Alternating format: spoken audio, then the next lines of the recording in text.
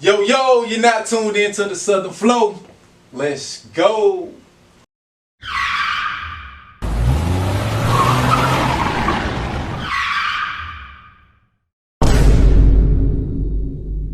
Yo, what's up?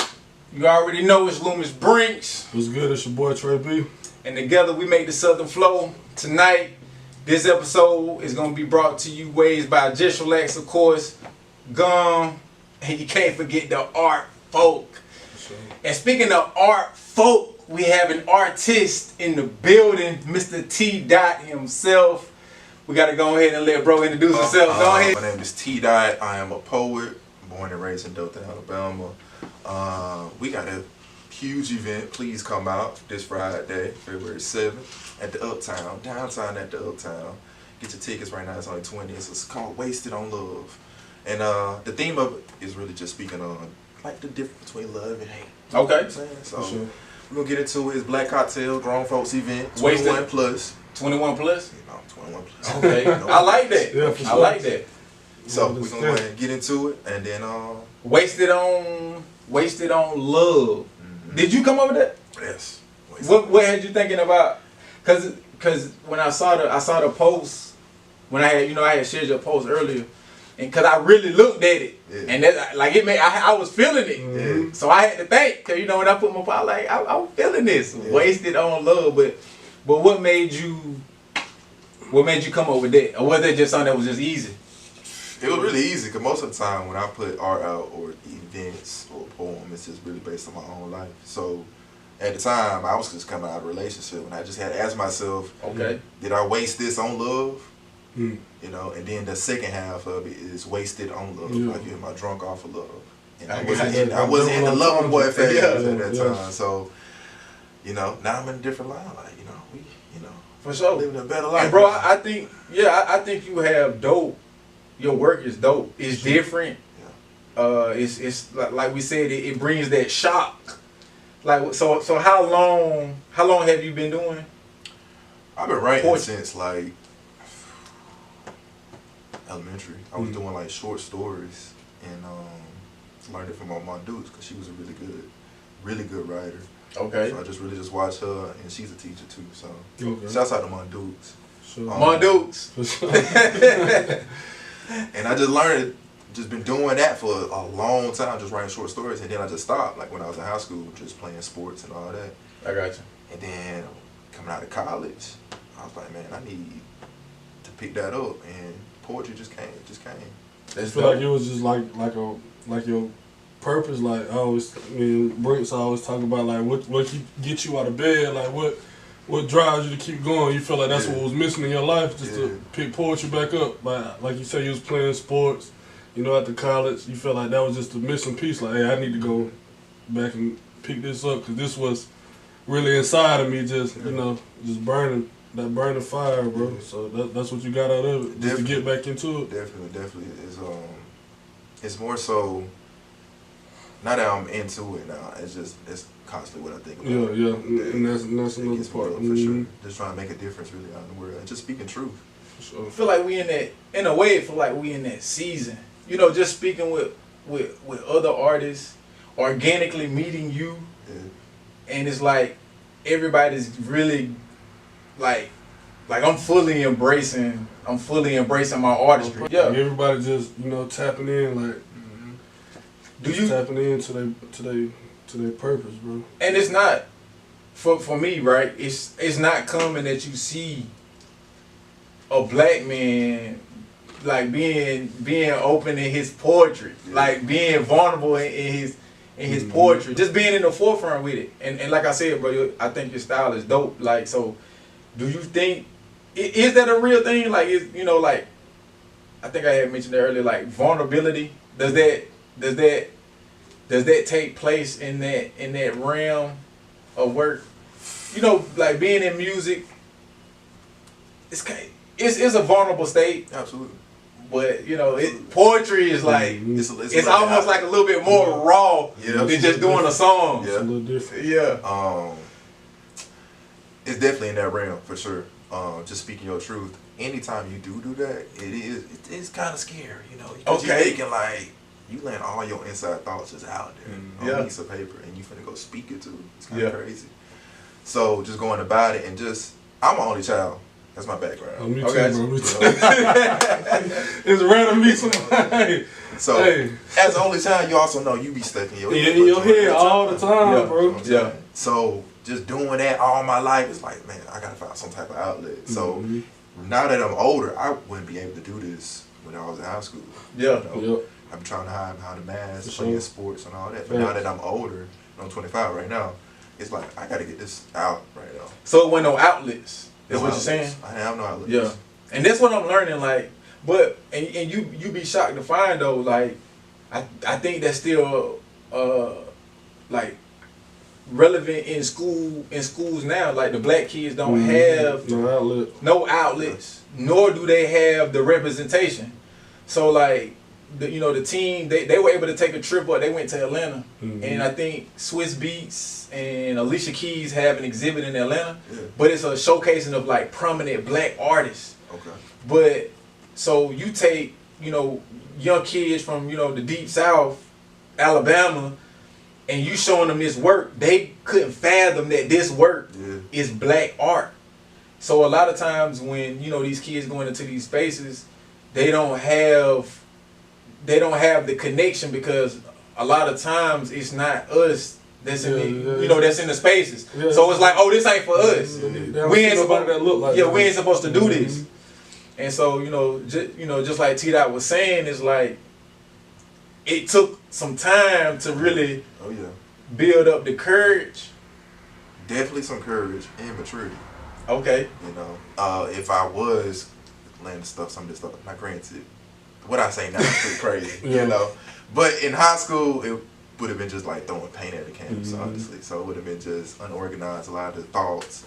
Now that I can actually think about my thoughts and get it out on paper and actually look at it, kind of revise it sometimes, So it makes sense to other people, you know what I'm saying? And somebody else can relate to it. That's really the number one goal with all art is relatability. You know what I'm saying? So, did you like Brent was saying though? Did you like as you was coming up? Did you actually like have to like YouTube or Google or like black poets, or did you like gravitate to a certain one just by searching the web just on the internet, or did you just was always in you, and you just was in you just came out without you having to go search and find an idol or find somebody you look up to in the game?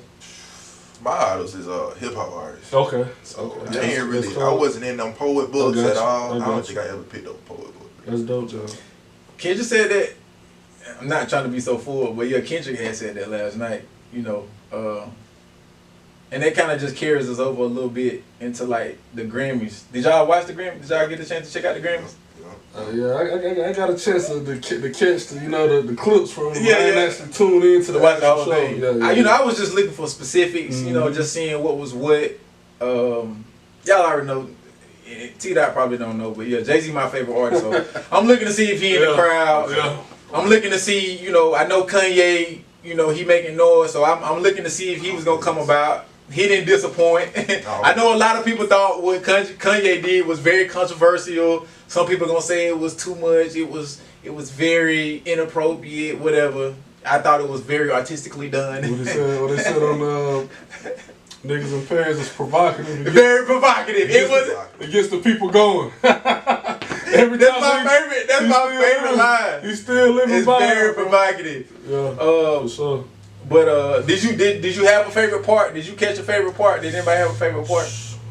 Me personally, just seeing all the black faces in the crowd and winning awards. Beyonce, she won Album of the Year. Yeah. First Grammy for Album of the Year. Yeah, I thought what she said was dope. How she was just saying, the word genre is almost used like a. It's like they used to hold you back. Like placement on it. Yeah, like you can only be. This is what you do. You can only be a rapper. Yeah. You can't do poetry too. Yeah. You know what I'm saying? And that's crazy too, because Kanye was doing a lot of spoken word. Def Jam poetry. Yes, super dope.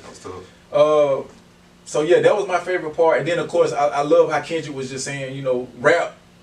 Like rap is, I don't know the line exactly, but it was just like rap run the world. It does. when it's used in the proper manner.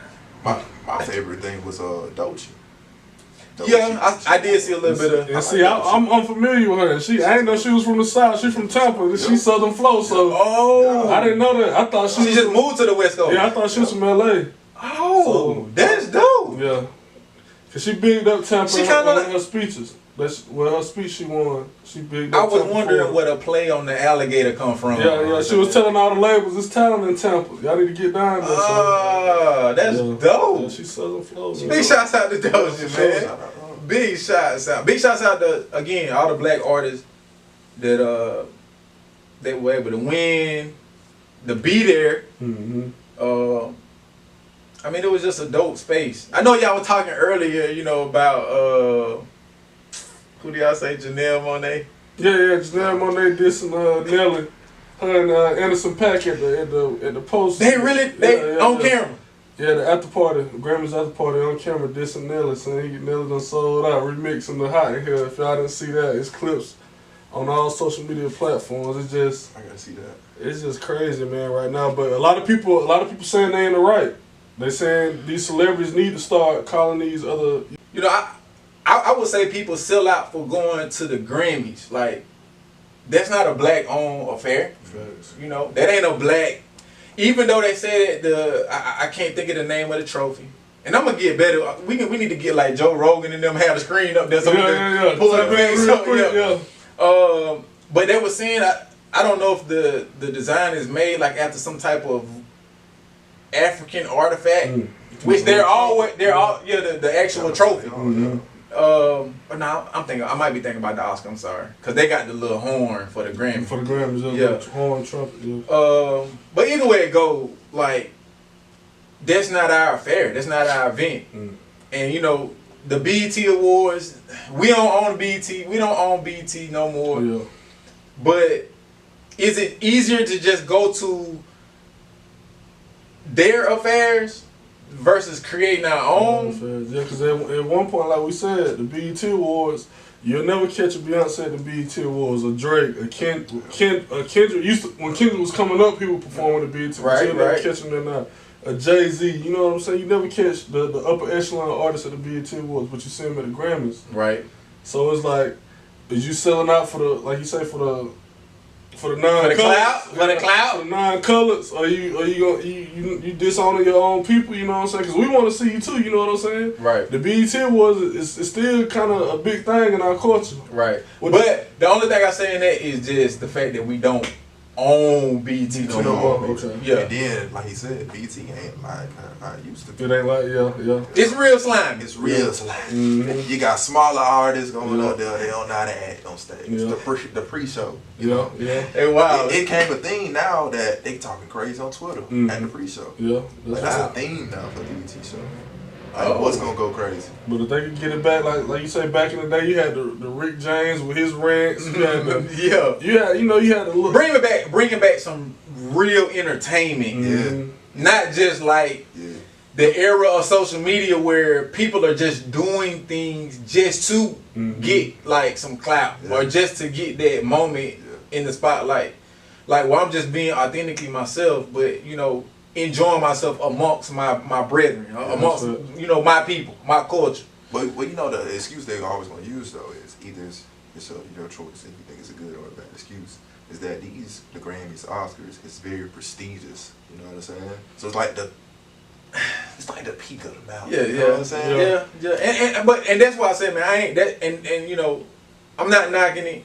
And that's why it is a big shout out to those people who were able to win. Kendrick, like Beyonce. Beyonce breaking the chains, for black artists to journey into other genres. Try different things. You know what I'm saying? Because some people may be talented.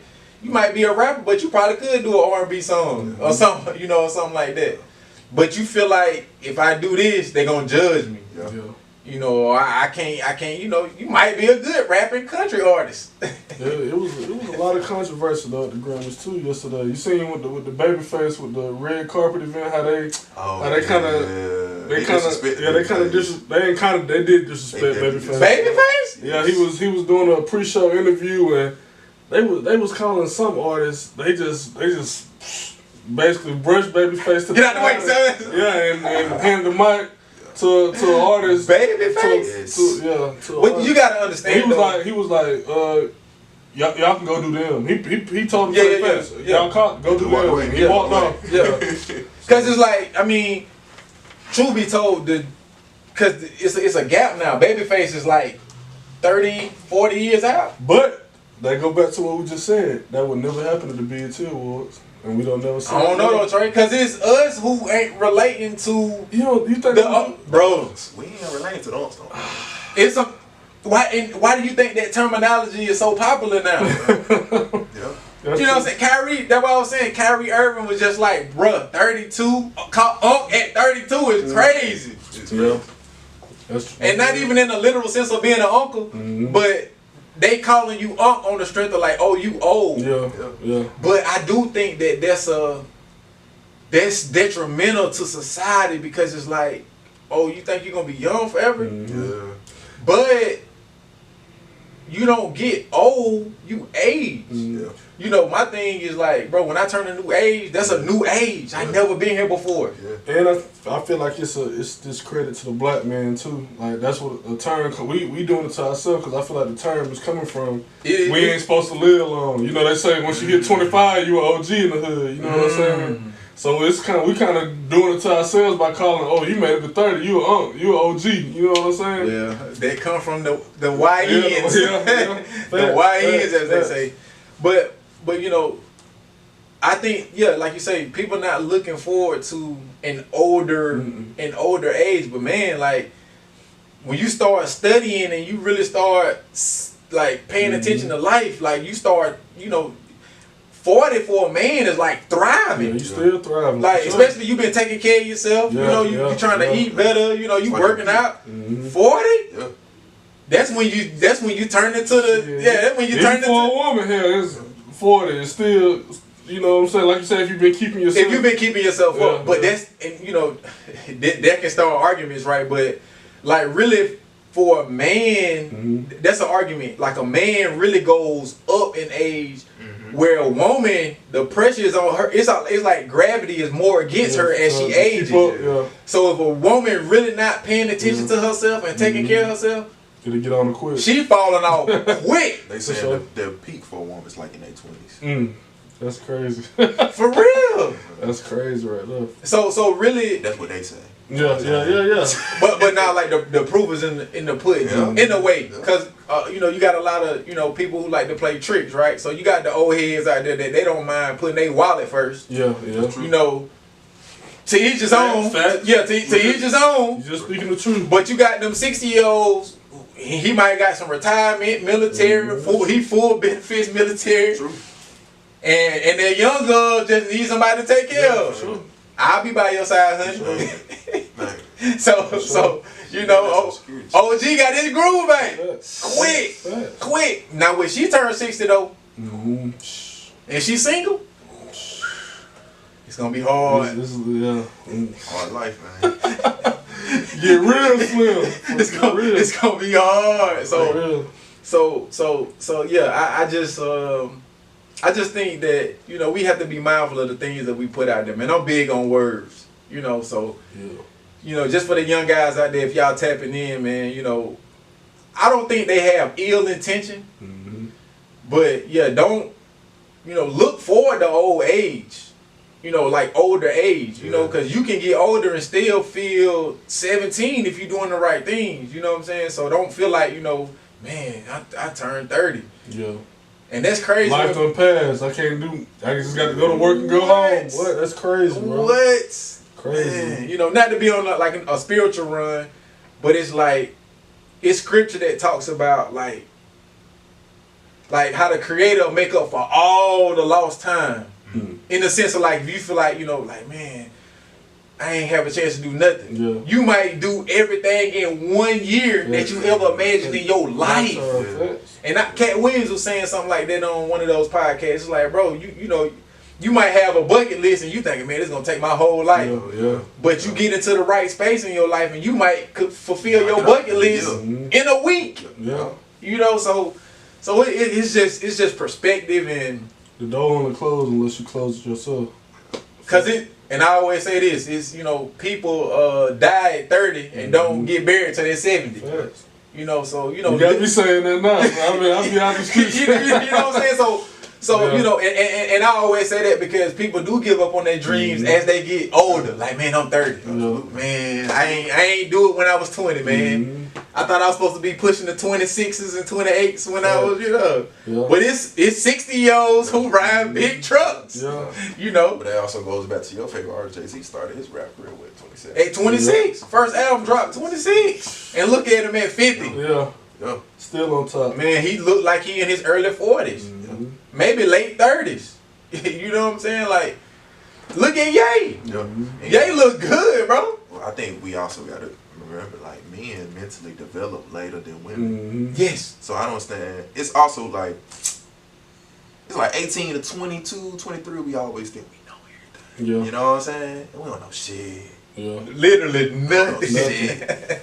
So, yeah, I understand why the YN's coming through. Cause like, we've been there too. Yeah. You know what I'm saying? But then it's also like, you got to develop your mind to thinking like, these ages that you're going up, like, put your all into that too now.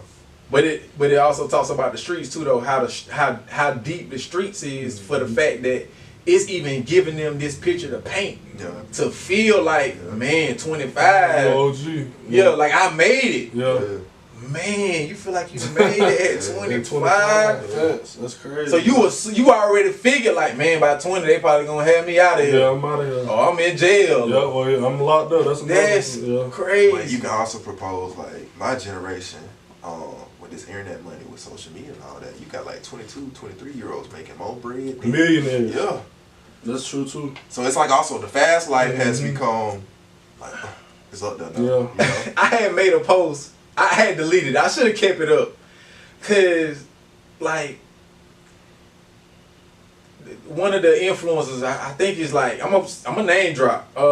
Dennis, Duke Dennis. And he had came out, he was just telling the girls like, yeah, y'all keep doing that. Whoever came up with that wall dance, I love that. Y'all keep doing it. But the girls look so retarded doing it. And it's like what is this? Yeah. Cause if I catch you in the club, man, you ain't in no clubs, but 9 times out of 10 you go to a club or a bar where they dancing, the women ain't trying to give no men no dance. No action. You know, it's like a lot of ice grilling. Even amongst the women now, which is crazy. Yeah. So it's just like, and I'm saying it to say money doesn't equate to success. And society sells this idea that materialism equates to like you the man. You know, coming from the matriarchs of things where, you know, we came up amongst, you know, women. Yeah. And I always feel like, you know, if you don't come up with no man in the house, bro, that's almost like a handicap. Yeah. You know? Yeah. And so I think iron, sharpening iron is important, especially when it's men sitting amongst men, we holding each other accountable. Absolutely. And we just able to have like those power conversations, you know. I mean, what's your dynamic on that? Like, cause I'm not saying that somebody who has a father in the household, they don't mean it's still all together. Yeah. Cause it's plenty. It's a lot of examples out there. For sure.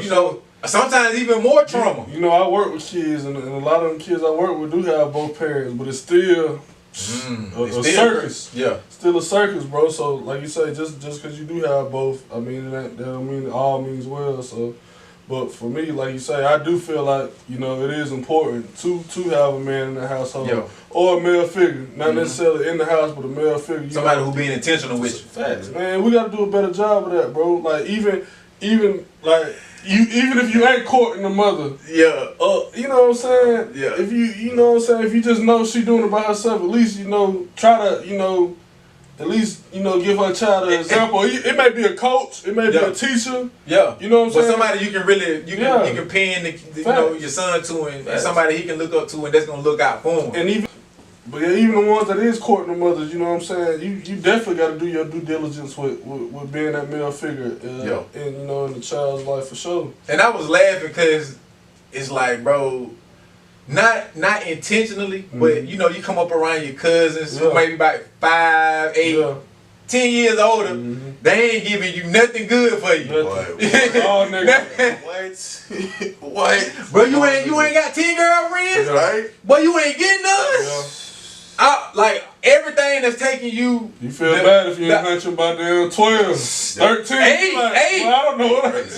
Like, bro, That makes sense. you know what I'm saying? Like, so, and that's why I say I don't think it's intentionally, because in a sense they still don't know no better. You know, they ain't again. Yeah, we all under the same umbrella. They ain't even developed their mind. You know what I'm saying? So we put a lot of value into that. You know yes, we not put giving them no grace. Right, but they need grace too. You know what I'm saying? But it's not an excuse at the same time, because it's still the effects of the lack of the men leading. Because if it's like more men really leading us, like, hey, y'all need to be grinding this summer.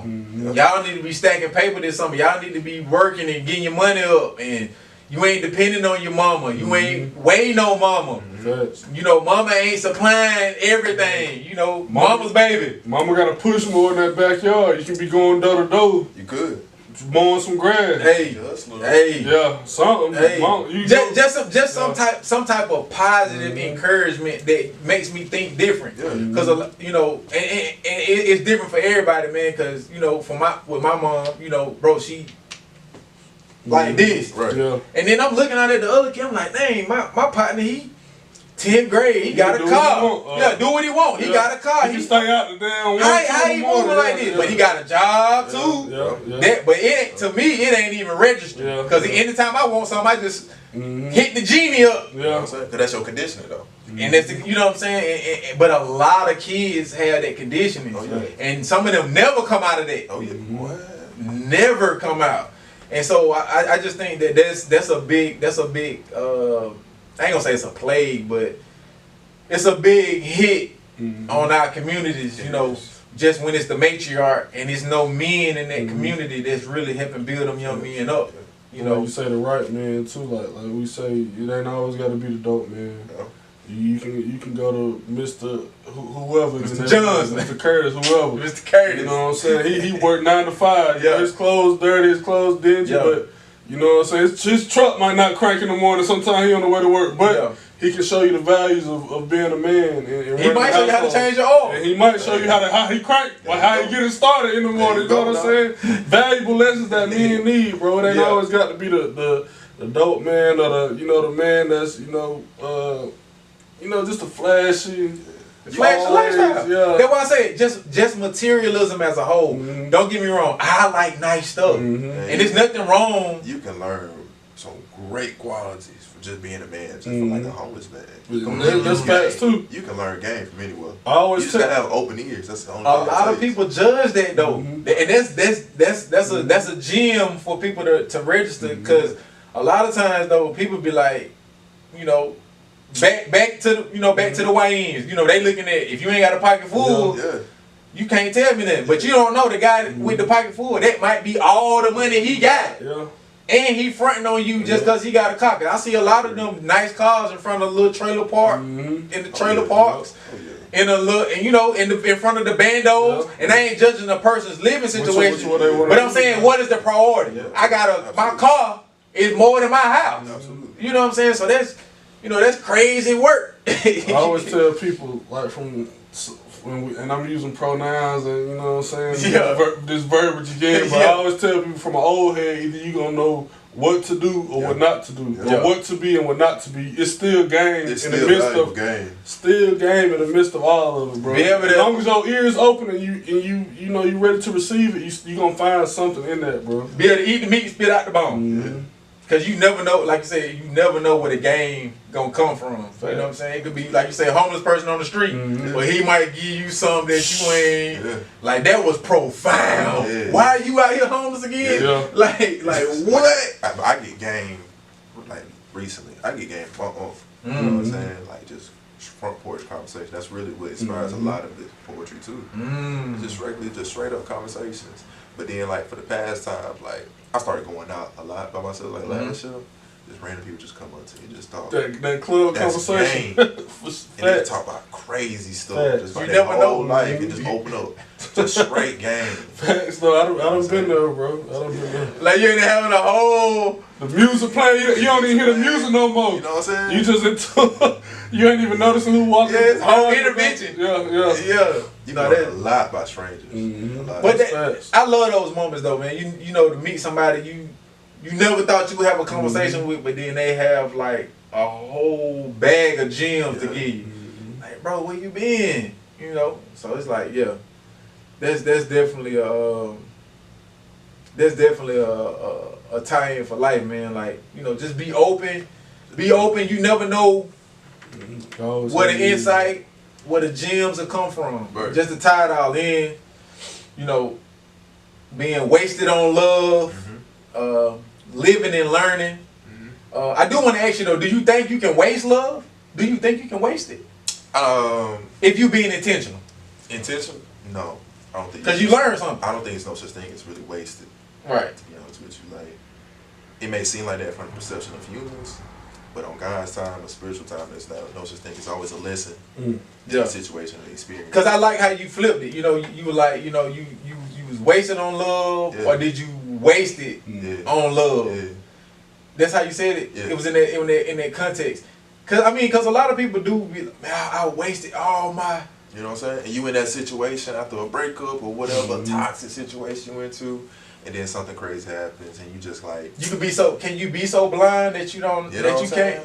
But then it's like. Are you so wasted that you can't see the so-called red flags? Right. It's a double meaning. Like, okay, am I drunk off of love? Like, I'm so much in love, like the cupcake phase. Yeah. And I'm just looking past everything, like your wrongdoings and your flaws and all that situation. But at the end of the day, you also gotta make peace with. We all humans. We all got flaws. I'm glad that's dope. You know what I'm saying? Don't put so much value into their flaws. So again, I feel as though you also need to enjoy the cupcake phase too. You only get it one time. We in the era where it's like instant gratification. Absolutely. It's supposed to be perfect all the time. Absolutely. And I'm guilty of it. I'm being honest. Like you think it's supposed to be just like peaches and cream all the way through, but it's gonna be some hard times. And I think those are the times that really make it for sure. What it as it blooms. That's what you're gonna think about the most. And it's like, are you willing to go through the hard times? Because don't get me wrong, bro. When they hard, they hard. And then we in that era where a lot of women, where they killing on social media. He only got one time. I ain't wasting my I hit the door. I don't play. You know what I'm saying? And we in that era where I can do bad by myself. That's a But do we give up so much so fast too? That's what I'm saying. That's we giving it all. You looking to give it all up in the first date type. You know what I'm saying? By all means, you know, I ain't knocking nobody's game. Ain't knocking nobody how they maneuver. To each his own, right? But it's like if you giving it all to me in the first night or in the first week, what do I have to look forward to? But now you just speaking on like relationship qualities of anybody. So you can replace your situation with a woman, right? With your relationship with God. So you think everything you're gonna get in your life, like this season, say you in the season of abundance, right? You think all this gonna happen, so then it's just gonna be peaches and cream for the rest of your life? Nah, it don't work like that. And majority of the time when you are in a storm, like you said, you learn the most. You know, and that actually puts you into a different level. So it's like. That's some game right there. Most definitely. But like, what's really going on? But T-Dot, bro, we appreciate you for coming in. I appreciate y'all for sure. Building up with us. Like T-Dot mentioned, it's a major event happening Friday, February 7th. What time? It's gonna be doors open at 7. Doors open at 7. Location? Downtown at the Uptown. Uptown. In the Circle City. Exactly. Black owned. Okay. This is Black History Month. Yeah, okay. The whole lineup is black artists, black musicians, and poets. That's big. Yep. And it's ran by a black artist. So you can show up. Doors open at 7, but the show actually starts at 7:30.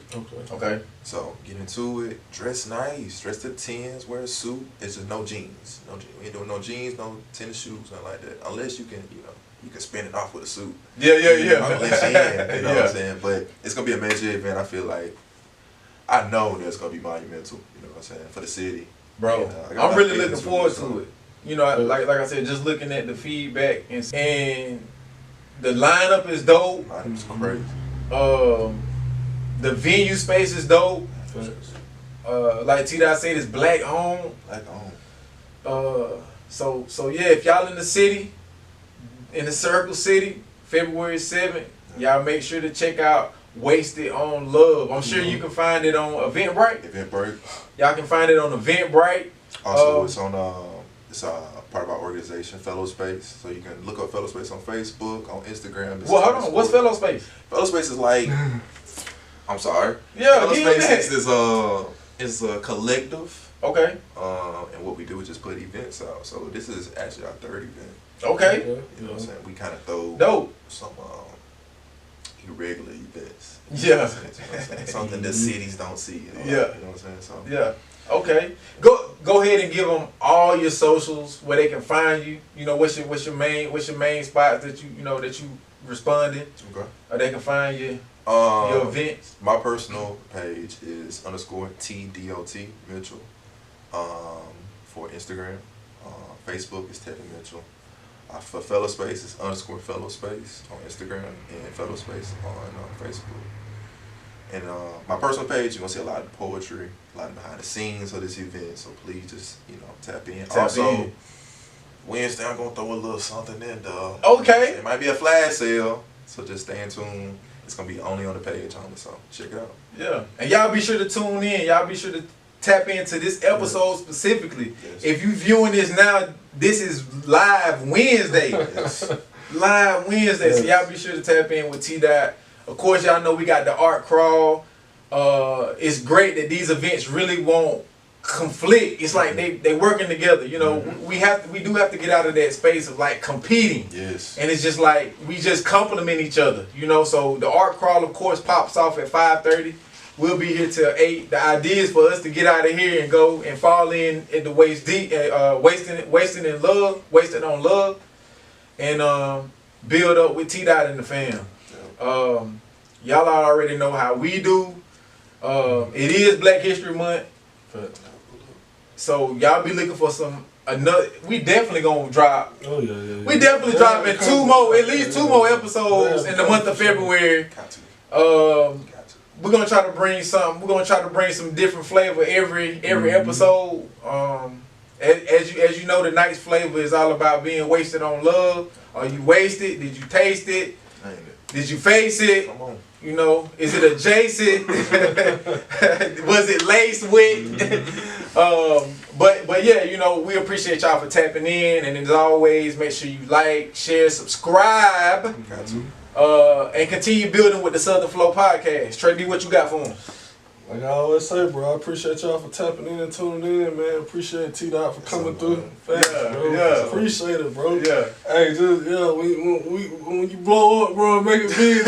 You know, always, hey, shout out to Southern Flow Podcast. You know what I'm saying, bro? Just like that. Hey, man, appreciate you being here, bro. Tapping in with us, Glad I'm man. here, It's kind of it's sad to say, but it's kind of rare to meet, brothers, in the poetry game, or just brothers that's on the creative, way, trying to run, Really in his bag. Really in his bag. Running the marathon with you, man. We all, trying to make our way, through and, get to where we trying to go, bro. And it's just, like that, bro. Southern Flow Podcast, man. Y'all stay tuned, bro.